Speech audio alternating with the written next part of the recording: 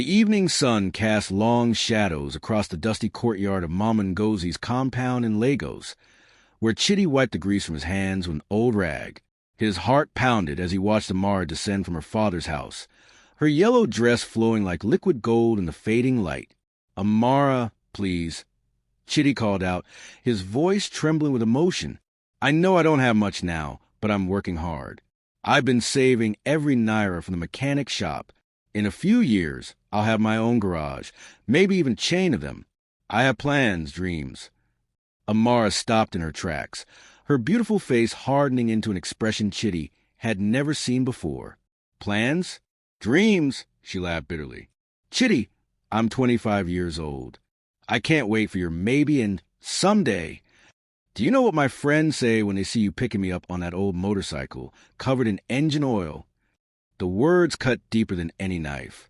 Chitty had known Amara since they were children, running through these same streets, sharing stolen moments under the mango tree by the stream. He had loved her for as long as he could remember, and he thought she loved him too. "I thought what we had was real," Chitty whispered, stepping closer. "Remember when you said you didn't care about money? Remember when we promised to build a life together?" Amara's eyes flickered with something. Regret, perhaps, but it vanished quickly. "That was before Chief Okafor's son, Emeka, started courting me. He drives a Range Rover. Chitty, a Range Rover. He's taking me to Dubai next month. His family owns half the real estate in Victoria Island. So that's it." Chitty's voice broke. "You're going to throw away everything we have for money? What do we have, Chitty?" Amara's voice rose, attracting the attention of neighbors who began peeking through their windows. "You work 12 hours a day fixing other people's cars, while barely affording to feed yourself. Emeka offered my father 3 million naira as bride price. 3 million. What can you offer? Your dreams? Your rusty tools?" Chitty felt his world crumbling. He reached into his pocket and pulled out a small velvet box, his hands shaking. "I was going to give you this tonight. It's not expensive, but I've been saving for 8 months to buy it." Amara glanced at the box but didn't take it. "Keep it, Chitty. Find someone who can afford to wait for you. I deserve better. I deserve comfort, security, a good life. Emeka can give me that right now, not 10 years from now." "Amara, please." "Chief Okafor's inside talking to my father right now," she interrupted, her voice final. "By next month, I'll be Mrs. Emeka Okafor. Forget about me, Chitty. Move on with your life." She turned and walked away, her heels clicking against the concrete. Chitty stood frozen, the ring box burning in his palm. Around him, he could hear the whispers of neighbors, their mocking laughter cutting through the evening air. "Poor man's love is never enough," someone murmured. Chitty walked back to his small room behind Oga Taiwo's mechanic shop, where he lived rent-free in exchange for working extra hours. The walls were bare except for a calendar and a faded poster of a Lamborghini, his dream car. He sat on his thin mattress and opened the ring box, staring at the modest silver band with its tiny diamond. That night, as tears streamed down his face, something shifted inside Chitty. The pain transformed into something else, determination, anger, ambition. He pulled out a notebook where he had been sketching designs for innovative car parts and began writing furiously. "I'll show her," he whispered to the empty room. "I'll show everyone. This poverty is not my destiny." He didn't know it then, but that heartbreak would become the fuel that would drive him to heights no one in Lagos could imagine. The rejected mechanic had just been born, and one day he would return as someone completely different. What do you think Chitty should do next? Will Amara regret her decision? Drop your thoughts in the comments below, and don't forget to like and subscribe to AfricanTales by Zion for more incredible stories. Hit that notification bell so you never miss a chapter. 3 months had passed since that devastating evening, and Chitty had transformed his grief into relentless action. While Amara posted photos from Dubai with Emeka on social media, Chitty was spending 18-hour days in the mechanic shop, but not just fixing cars anymore. He was innovating. Oga Chitty no day sleep? Cunnel, his young apprentice, asked one evening as he found Chitty still hunched over a workbench at midnight, surrounded by sketches and metal parts. "Sleep is for people who have time, Cunnel." Chitty replied without looking up, I'm working on something that will change everything. What Chitty had discovered was a revolutionary modification to car engines that can increase fuel efficiency by 40%, a godsend in a country where fuel prices were constantly rising. He had stumbled upon the design while trying to save money on his own motorcycle's fuel consumption, and the results were extraordinary. But innovation meant nothing without capital, and capital was something Chitty didn't have. The breakthrough came from an unexpected source. Mr. Chun, a Chinese businessman whose Mercedes Chitty had repaired several times, noticed the modifications Chitty had made to his own tools and equipment. "You very smart," Mr. Chun said one afternoon, his English heavily accented. "I see you make many things better. Your business plan." Chitty hesitated. He had filled 3 notebooks with plans, but never thought anyone would care to listen. "Yes, sir, but I don't have money to start." Mr. Chin smiled. "Money is not problem. Good idea is problem. Show me what you have." That meeting changed everything. Mr. Chun, who owned a manufacturing company in China, saw the potential in Chitty's fuel efficiency design. He offered to become a partner and investor, but there was a catch. Chitty would have to move to China for 2 years to oversee the manufacturing process and learn the business. "I need to think about it," Chitty told him. That night, Chitty walked past Amara's family compound. Through the windows, he could see the wedding preparations underway. Colorful decorations, expensive fabrics, hired help running around. Amara emerged briefly, talking on her phone, laughing at something someone said. She looked happy. The sight should have broken him again, but instead, it crystallized his decision. "There's nothing left for me here," Chitty muttered to himself. The next morning, he accepted Mr. Chen's offer. He gave notice to Oga Taiwo, who was surprisingly supportive. "Make I tell you something, Chitty," the old mechanic said, placing a weathered hand on his shoulder. "No be everybody way get I fit see. That girl, Amara, she no get I, but you get vision. Go and pursue your dream. Make us proud." Before leaving Nigeria, Chitty did one last thing. He went to Amara's wedding, standing at the back of the lavish ceremony at the Oriental Hotel. Amara looked stunning in her expensive wedding gown, and Emeka looked every bit the wealthy heir he was, dripping in gold and designer labels. As they exchanged vows, Chitty felt no more pain, only determination. "Enjoy your comfort, Amara," he whispered. "While you're spending his money, I'll be building my own empire." He left before the reception, heading straight to the airport with one suitcase containing all his belongings. As the plane lifted off from Lagos, Chitty looked down at the city lights below. In China, Chitty discovered he had a gift not just for mechanical innovation, but for business. He worked tirelessly, learning Mandarin in the evenings, studying international business, networking with manufacturers and investors. His fuel efficiency design was just the beginning. Within 6 months, he had developed 3 more revolutionary automotive innovations. Mr. Chen's company began producing them, and they became wildly popular across Asia. "You are not employee anymore," Mr. Chen told him 1 year into their partnership. "You are partner. 30% of company is yours." But Chitty's ambitions extended far beyond that. He began investing his earnings in tech startups, real estate, and emerging markets across Africa. Every deal he made, every investment that multiplied. He thought of that evening when Amara rejected him. 2 years in China became 3, then 4. Chitty was no longer the poor mechanic from Lagos. He was building an empire, brick by brick, deal by deal. And back in Lagos, life was moving on without him.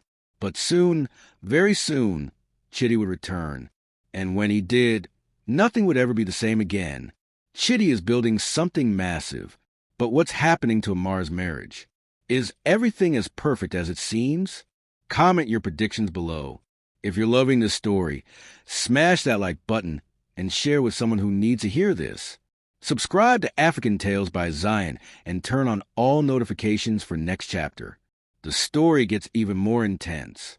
While Chitty was building his empire in China, Amara's carefully constructed paradise was beginning to crumble. The first year of marriage to Emeka had been everything she had dreamed of: exotic vacations, designer clothes, VIP treatment everywhere they went. Her social media was a carefully curated highlight reel of luxury. But behind the filters and perfect photos, reality was different. Were you going again? Amara asked as Emeka adjusted his tie in their bedroom mirror. It was their 3rd anniversary, and she had planned a special dinner. Business meeting. Emeka replied casually, not meeting her eyes. You know how it is. You've had business meetings every night this week. Emeka, it's our anniversary. He finally looked at her, irritation flashing in his eyes. And did I not buy you that new Hermes bag last week? What more do you want? Amara bit her lip, fighting back tears. This had become their routine. Emeka provided money, plenty of it, but nothing else. No time, no attention, no real love.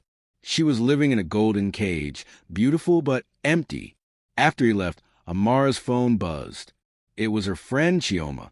Babe, I just saw your husband at Escape Lounge with some light-skinned girl. Are you okay?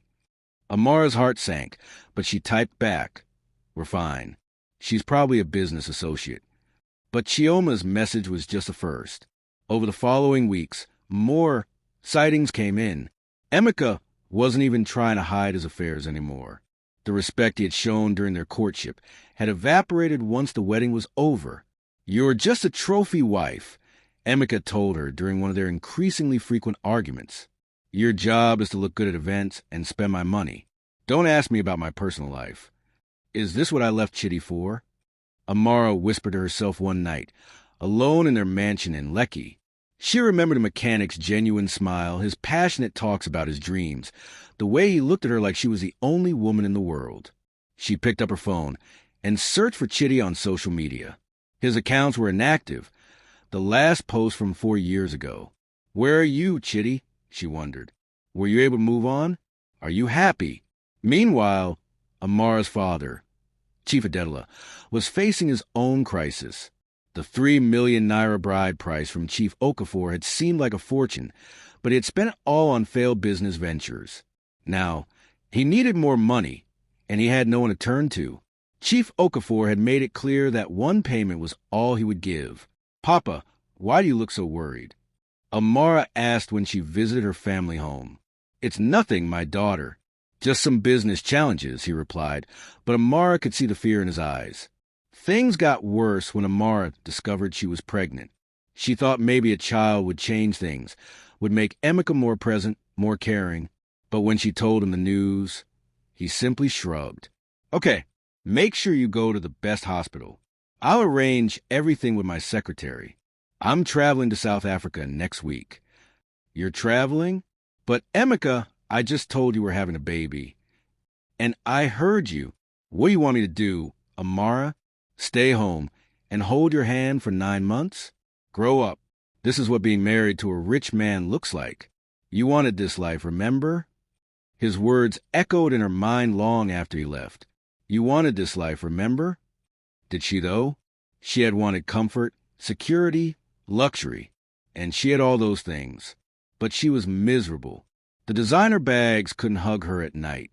The expensive cars couldn't listen to her dreams. The mansion felt like a prison. One evening, while scrolling through old photos on her laptop, Amara found pictures from her youth, her and Chitty laughing by the stream. Chitty teaching her to ride his bicycle, Chitty surprising her with flowers made from recycled materials because he couldn't afford real ones. He would have been so excited about this baby, she whispered, placing a hand on her still flat stomach. He would have been here. But Chitty was gone, disappeared into the world somewhere, and she had no one to blame but herself. What Amara didn't know was that Chitty wasn't just somewhere in the world. He was preparing to return home. And he was returning not as the poor mechanic she had rejected, but as someone she wouldn't even recognize. In Shanghai, Chitty stood in his penthouse office, looking at a contract that would make him one of the youngest billionaires in Africa. His company, Phoenix Automotive Technologies, was about to go public, and analysts were predicting massive success. Mr. Okonkwo, his assistant said, using his formal name, your flight to Lagos is confirmed for next month. Should I arrange hotel accommodations? Chitty smiled, a smile that held years of pain and triumph. No need for a hotel. I'm buying a property there. Find me the best mansion in Banana Island. Money is no object. Right away, sir. As his assistant left, Chitty pulled out an old, worn velvet box from his desk drawer, the engagement ring Amara had rejected. He had carried it with him all these years, a reminder where he came from and why he could never stop pushing forward. "I'm coming home, Amara," he said to the empty office. "And this time, you'll see what you really gave up." The stage was set for a reunion that would shake Lego society to its core. OMG, Amara's perfect life is falling apart, while Chitty is about to return as a billionaire. What will happen when they meet again? Drop your predictions in the comments. Are you Team Chitty or Team Amara? Let us know. Don't forget to subscribe to African Tales by Zion, and share this story with your friends. Hit the bell icon for next chapter, where everything explodes.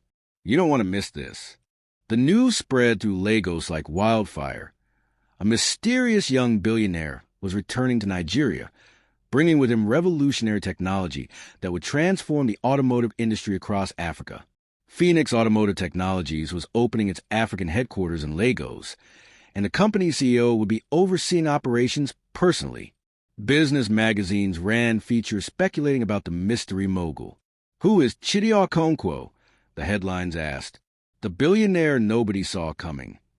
Amara, now 6 months pregnant and increasingly isolated in her unhappy marriage, scrolled through her phone reading about the upcoming launch event. Every wealthy family in Lagos had received an invitation. As Chief Okafor's daughter-in-law, she would be expected to attend. "Chitty Okonkwo," she murmured, looking at the blurry photos in the articles. That's such a common name. It can't be? But something in her chest tightened. Could it be? No, impossible. Her Chitty, not her Chitty. She corrected herself. The mechanic who had loved her was probably still fixing cars somewhere, maybe with a small shop if he was lucky. This billionaire was probably just someone with the same name. The night of the launch arrived. The Oriental Hotel, the same venue where Amara had married Emeka, was transformed into a technological showcase. Luxury cars designed by Phoenix Automotive Technologies lined the driveway. Inside, Lagos's elite mingled, champagne glasses in hand, waiting to meet the man of the hour. Emeka was there with Amara, but only for appearances. Stay close, smile for the cameras, and don't embarrass me, he instructed coldly before abandoning her to flirt with a group of young women. Amara stood alone near a display of innovative engine designs, her hand resting on her pregnant belly, feeling invisible despite her expensive maternity gown. Ladies and gentlemen, the MC announced, please welcome the founder and CEO of Phoenix Automotive Technologies, Mr. Chitty Okonkwo. The lights dimmed and a spotlight illuminated the stage. Amara's heart stopped. Walking onto the stage in a perfectly tailored Tom Ford suit, exuding confidence and power, was Chitty. Her Chitty, but not her Chitty. This man was transformed. He had filled out, his body toned and strong. His face, once boyish, now carried the sharp angles of someone who had fought battles and won. Diamond cufflinks glinted at his wrists. A Patek Philippe watch, worth more than most people's houses, adorned his wrist, but it was his eyes that struck her most. Those same deep brown eyes she had once loved now held a hardness, a fire that hadn't been there before. Amara's champagne glass slipped from her hand, shattering on the marble floor. Several heads turned, including Chitty's. Their eyes met across the crowded room, and for a moment time stopped. Recognition flickered across Chitty's face, followed by something else. Was it satisfaction? Triumph? He held her gaze for a long, meaningful moment before turning his attention back to the audience. Good evening, Lagos. Chitty's voice boomed through the speakers, commanding and confident. Some of you may remember me. Some of you may have forgotten. But I never forgot where I came from. Whispers erupted throughout the room as people began to piece together the story. Those from Chitty's neighborhood recognized him. The whispers reached Chief Okafor, who went pale. That's the mechanic boy, someone whispered. The one who used to work at Oga Taiwo's shop. That poor boy who Amara rejected? She chose Emeka over him? Amara wanted to disappear, but she was frozen in place, unable to tear her eyes away from Chitty as he delivered his speech about innovation, determination, and the power of turning rejection into fuel. 5 years ago, I left Nigeria with nothing but dreams and a broken heart. Chitty said, his eyes sweeping over the crowd but carefully avoiding Amara now. Someone I loved told me I wasn't good enough, that my dreams were worthless. That rejection was the best thing that ever happened to me. It taught me that I should never base my worth on someone else's ability to see it. The room erupted in applause. Amara felt tears streaming down her face. After the speech, the room buzzed with energy as people rushed to network with Chitty. Amara tried to leave, but her father, Chief Adetola, grabbed her arm. He had seen his chance at redemption. "You must go talk to him," her father hissed. "Apologize. Make amends. Do you know what kind of business deals this man could bring our family?" "Papa, no." "I said go." Reluctantly, Amara approached the stage area where Chitty was surrounded by admirers and business people. When she got close enough, Chitty's security team initially blocked her, but Chitty signaled them to let her through. "Hello, Chitty," Amara said softly, her voice barely audible over the noise. Chitty looked at her, his expression unreadable. Up close, she could see how much he had changed. The boy she knew was gone, replaced by this powerful, untouchable man. "Mrs. Okafor," he said formally, deliberately using her married name. "Congratulations on your pregnancy." His coldness cut deeper than any insult. "Chitty, I didn't know. I had no idea you had become a billionaire," he finished, a slight smile playing on his lips. "Would it have mattered if you did?" Before Amara could answer, Emeka appeared, having noticed the attention Chitty was giving his wife. "Okonkwo, good to finally meet you, man. Emeka Okafor." He extended his hand, oblivious to the history. "Great event. I'd love to discuss some investment opportunities." Chitty looked at Emeka's extended hand, but didn't take it. "I don't do business with the Okafor family," he said simply, then turned to his assistant. "Please show Mr. and Mrs. Okafor out. I believe we're done here." The dismissal was public and humiliating. As security escorted them out, Amara heard the whispers and saw the pitying looks. Everyone knew the story now. Everyone knew what she had given up. That night, alone in her mansion while Emeka raged about the disrespect, Amara stared at her reflection in the mirror. The woman looking back at her had everything money could buy, but nothing her heart desired. "What have I done?" she whispered. And somewhere in his new Banana Island mansion, Chitty stood on his balcony overlooking Lagos, the city lights spreading out before him like conquered territory. The ring box sat on his desk, a relic of a past life. But revenge, he was discovering, felt hollow.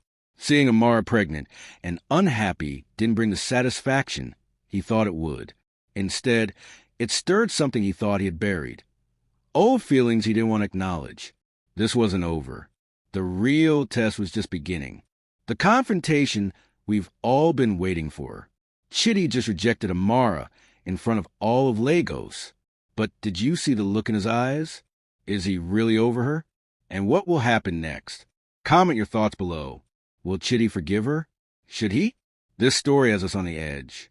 If you're hooked, subscribe to AfricanTales by Zion right now and turn on notifications because next chapter is going to be explosive. Like and share if you're Team Chitty. Let's go. 3 weeks after the launch event, Amara's world continued to unravel. Photos from the event, particularly of Chitty coldly dismissing her and Emeka, had gone viral on social media. The comments were brutal. She fumbled the bag. Imagine rejecting a billionaire for that deadbeat Emeka Okafor. That man upgraded and she downgraded. Life is really about choices. Emeka's humiliation at being publicly dismissed by the new billionaire in town had made him even more insufferable. He blamed Amara for the embarrassment, convinced that her history with Chitty was intentionally made public to shame him. "You made me look like a fool," he shouted during one of their arguments. "Do you know how many business deals I've lost because people know you rejected that man for me? They think I'm inferior to him. Emeka, I didn't. Get out of my sight." Amara's only solace was her pregnancy. She would soon bring a child into this mess. But at least she would have someone to love who might love her back.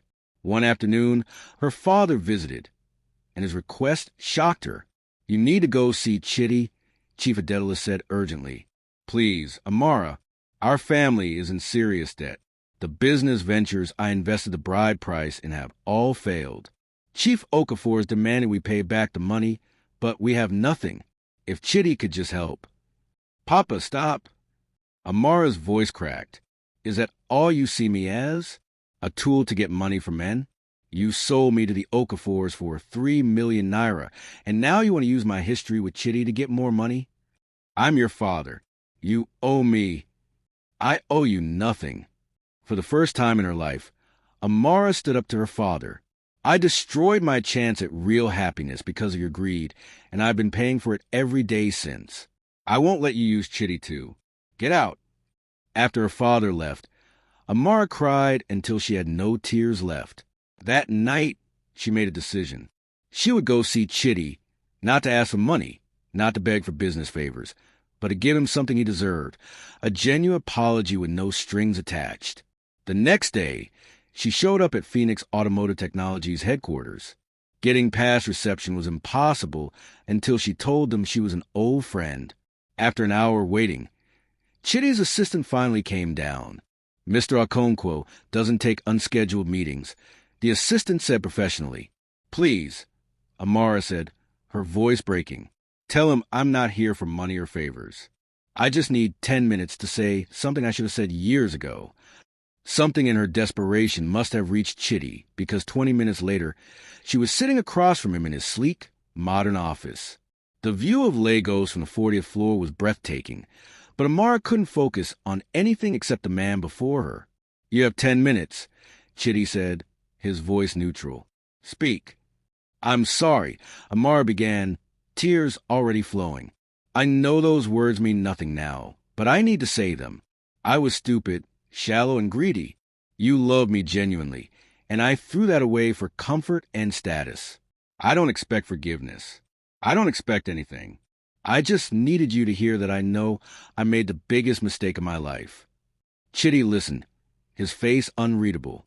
When she finished, silence filled the room. You're right, he finally said. Those words mean nothing now. You had a choice 5 years ago. Amara, you chose money over love, status over substance. I don't hate you for it anymore. I actually thank you. Thank me? Yes, your rejection broke me, but also freed me. It showed me that I was building my dreams on the wrong foundation. I was working hard to impress you, to be worthy of you. After you left, I started working hard for myself, to prove to myself that I was worth something. And look where it brought me. He gestured to the office around them. I know, Amara whispered, and I'm happy you succeeded. I truly am. I just wanted you to know that I see clearly now what I was too blind to see then. You were always enough. Chitty, I was the one who wasn't. For the first time since she entered, Chitty's expression softened slightly. How's your marriage? Amara laughed bitterly. It's everything I deserve. Everything I chose money over love for. I have a mansion I feel trapped in, a husband who doesn't love me, and a baby who will grow up in a home without warmth. I made my bed and now I sleep in it. That's not fair to the child, Chitty said quietly. I know. That's why I've made a decision. I'm leaving Emeka after the baby is born. I don't know what I'll do or where I'll go, but I can't raise my child in that environment. At least my child will see a mother who chose self-respect eventually, even if I learned the lesson too late. Chitty studied her for a long moment. You're braver than I thought. No, I'm just finally waking up. 5 years too late. Amara stood to leave. Thank you for seeing me, Chitty. I know it wasn't easy. I hope life brings you someone who deserves your love. You're going to make some woman very happy someday. As she reached the door, Chitty called out, Amara, wait. She turned, hope flickering despite herself. I can't give you what we had back, Chitty said, standing and walking toward her. That boy who loved you unconditionally is gone. I'm not him anymore, and you're not who you were either. Too much has happened. Too much has changed. I know, Amara said, fresh tears falling. But Chitty continued, pulling out a business card. I believe in second chances. Not for us romantically, that ship has sailed.